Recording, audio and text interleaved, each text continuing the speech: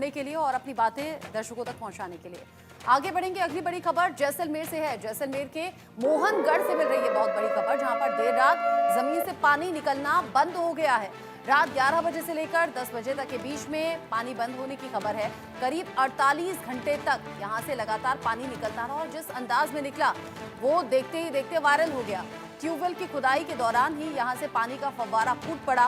यहां दरअसल बोरवेल का काम चल रहा था, यानी कि बोरवेल में खुदाई चल रही थी, ट्यूबवेल का काम यहां पर करवाना था ये जो शख्स था, और इसीलिए यहां पर भारी भरकम मशीन भी मौजूद थी, ट्रक मौजूद था।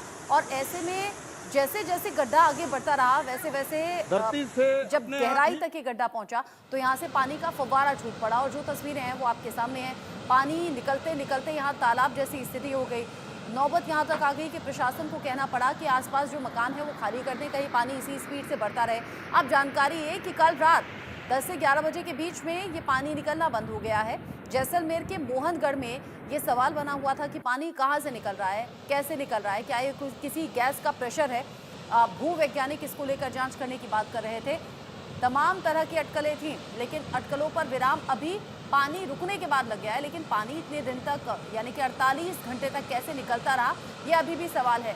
प्रशांत यादव इस खबर को लेकर ज़्यादा अपडेट के साथ जुड़ गए हैं, ये न्यूज़ संवाददाता। प्रशांत, रात 10 से 11 बजे के बीच का वक्त है जब पानी निकलना बंद हो गया, लेकिन करीब 48 घंटे तक ये पानी निकला।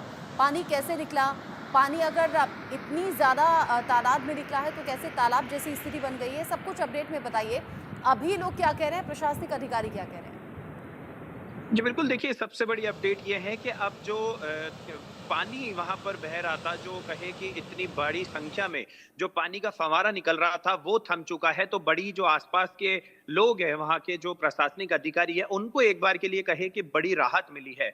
अगर बात करें कि पानी कहां से निकला तो बताया जा रहा है, ऐसा अनुमान लगाया जा रहा है कि ये कोई सैंडस्टोन फार्मेसी का पानी बताया जा रहा है, जिसको भूजल में भंडारण किया हुआ है। क्योंकि जो पानी निकला है उस पानी में स्लाइम है, यानी पानी के साथ एक वाइट कलर की सैंड भी बाहर आ रही है। तो कहे कि पानी का बहाव भी देखा गया है और इससे ये अंदाजा लगाया जा रहा है कि कहीं जो ये है कि भूजल में भंडारण एक सैंडस्टोन का ये पानी बताया जा रहा है। मगर फिलहाल के लिए कहे कि एक बड़ी राहत की खबर यह है कि करीबन जो 500 मीटर के एरिया खाली करवाया गया था, एक तालाब जैसी स्थिति बन गई थी। बड़े बहाव में गैस और पानी का जो है एक बौछार, एक फव्वारा जमीन में से निकल रहा था, उस पर अब रोक लग गई है, उसको बंद कर दिया गया है।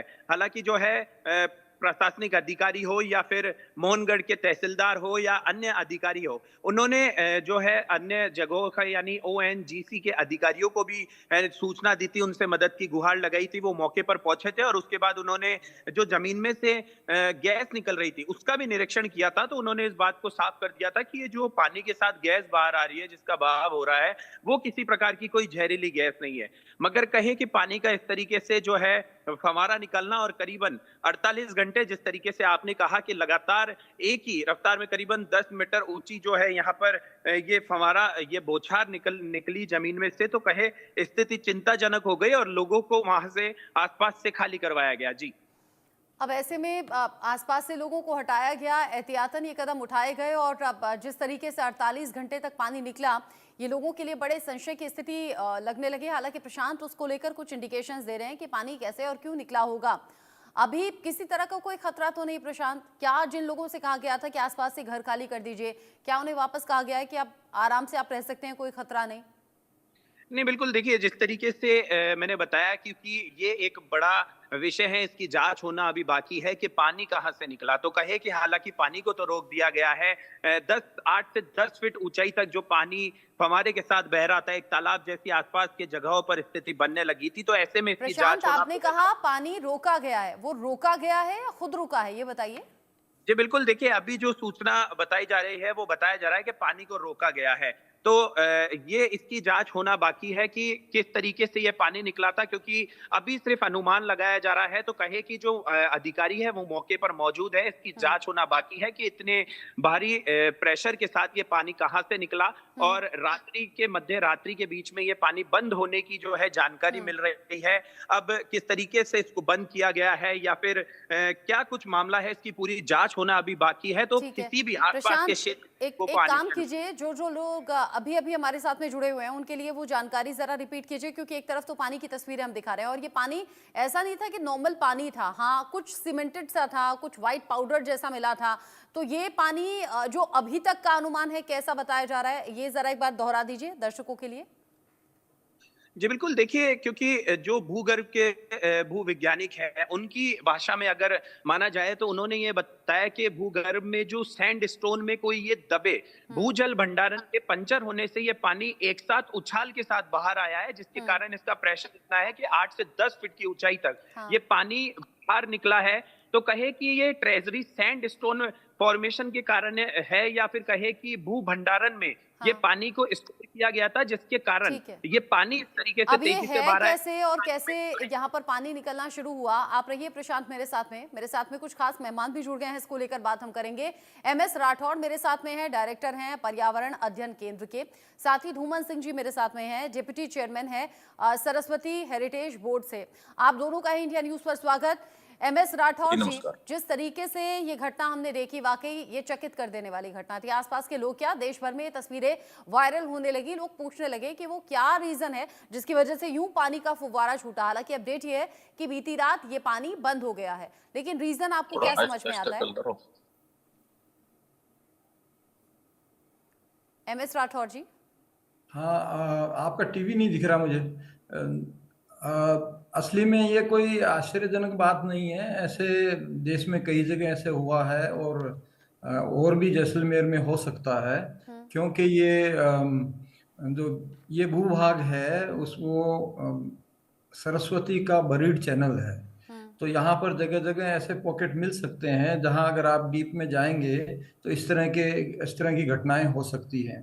और अगर देखा जाए तो जो बाड़मेर में जब वो मेला लगता है और वहाँ पर जो जमीन में आवाजें आती है वो और उसको कहते हैं कि घोड़े दौड़ रहे हैं, तो वो एक्चुअली में वो सरस्वती की जो रिवर बेड है, पैलियो चैनल है, वो जब एक्टिवेट होता है तो उस तरह की आवाजें आती है। तो वहाँ पानी मिलना कोई आश्चर्यजनक बात नहीं है। और उसके साथ क्योंकि ये हजारों साल का पड़ा हुआ पानी है तो उसके साथ में जो गैस निकलना वो भी स्वाभाविक है, उस प्रेशर से ही वो बाहर आया है। और दूसरा कारण ये भी हो सकता है कि अब इंदिरा गांधी कैनाल से अभी कई अद्भुत चीजें देखने को मिल रही है। जैसे फलोदी के पास में ग्राउंड वाटर ऊपर आ रहा है, रिचार्ज हो रहा है।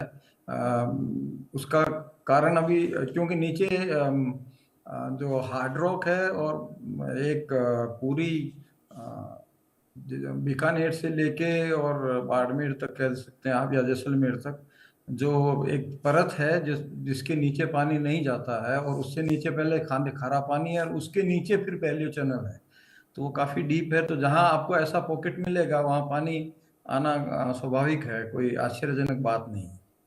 आप कह रहे हैं कि इसमें कोई आश्चर्यचकित कर देने वाली बात नहीं है। धूमन सिंह जी, चूंकि आपने सरस्वती नदी का जिक्र किया MS राठौर जी, तो मैं धूमन सिंह जी से पूछ लेती